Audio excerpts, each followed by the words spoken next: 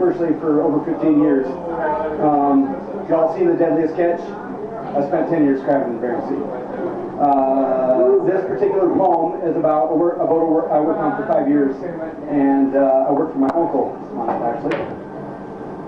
It's called The Ballad of the FV New Venture. Back in '93, way out west in the Bering Sea, the crab fishing fleet was beating against the boards and striking for price, where we were stuck there in Dutch. Side-tied, 6 boats deep with the spit. We had to sit for 3 fucking weeks. Opie season had just begun. We had the boat loaded and stowed, fueled up, trimmed and ready to go. After tank checks, with 110 pots on deck, Richard had gone to the weekly crab committee meeting. He came back down, said we'd settled and we're leaving town. Waiting for a tide, with great anticipation, crew made ready to ride. It was at about 11 o'clock when the skipper said, "Throw 'em off," and we slipped from that cursed dock. Single file, in a line, under only running lights. Every boat in town left that night, racing for the grounds. My captain made his decision. Jackson figured where we were fishing. He had it in mind to fish west of the Cribs out on the 173 line. Some 3-day run. With a waymark on the plotter, we charged out into open water. I took first watch as we passed Priest Rock. The fleet began to disperse, and the weather went from bad to worse. It was blowing southwest 55, making 6 knots at best. The seas were building and 30 feet high. Hoping for the better, we listened anxiously to the morning weather. I heard that old familiar voice. "Attention all mariners, attention all mariners." Maggie had nothing good to tell us or to say. She wished us all good luck that day.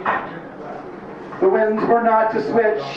We kept our course running quarter to the ditch. The sun was shining by noon as that torrid sea began to loom. House-high white walls of water broke against our beam. We were listening and we started to lean. We got hit hard by a rogue that drove us over. It caught the port side rolling chalk. We were broadsided by sea break, and we didn't know how much more she could take. I'll never forget how it felt when that boat shuddered violently as that angry ocean tried to steal our rudder. We rolled so far and heeled so hard she showed her keel. The New Venture lay there on her side, with starboard bulwarks underwater. Then the genset died. Our lights went out. From the wheelhouse I heard Richard shout. The front tank went slack, but we had chained our stack. I got chucked out my bunk and I crawled down hallway walls. Nearly I was smashed as the TV tumbled out and crashed. I felt as though it was the end, so I cried out for Frank, my friend. Laying there on our side, praying we wouldn't capsize, get trapped inside and die. The main raced, we all braced. I saw fear in Franco's face. Again we were pounded as 6 alarms sounded. She was flying as we were on our side, just lying, hoping we weren't going all the way over. Frank and I knew what we had to do, so in the dark we made for the engine room. At that point of panic, I was frantic. Chief and I finally fired the auxiliary. That old 3304 began to roar. He throttled up and then switched over. I dashed aft to turn on the crab pump motor. It seemed longer than an eternity, beaten and battered brutally as we was being had by the Bering Sea. That old seaboat, she righted fast and reminded me I'm a man before the mast. When again topside, I looked out the back hatch to check the deck and saw my stack. My heart had lifted when I had seen that no one pot shifted. Again, I heard my skipper shout, "Fuck this shit!" And we slowly came about. With jog stick in hand, the grounds were... With jog stick in hand, he had steered us clear. The grounds were nowhere near. We were still too deep to dump any gear.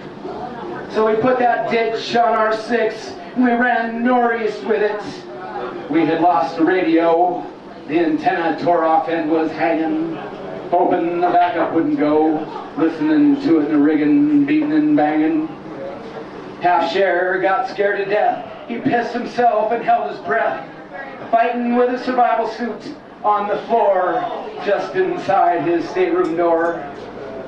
The old man on board, Ron Mack, never did crawl out of his rack, but I'd heard he'd said, "Skipper, are we dead?"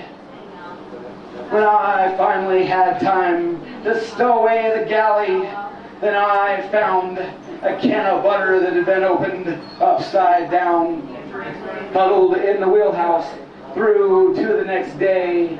The whole crew spent the rest of the way cuddled around a pile of exposure suits, humbled, mesmerized, and in dismay. That time we put the new venture over on her side. 6 good men and part of my family damn near died. Thanks. Woo! So, future poets, this will be the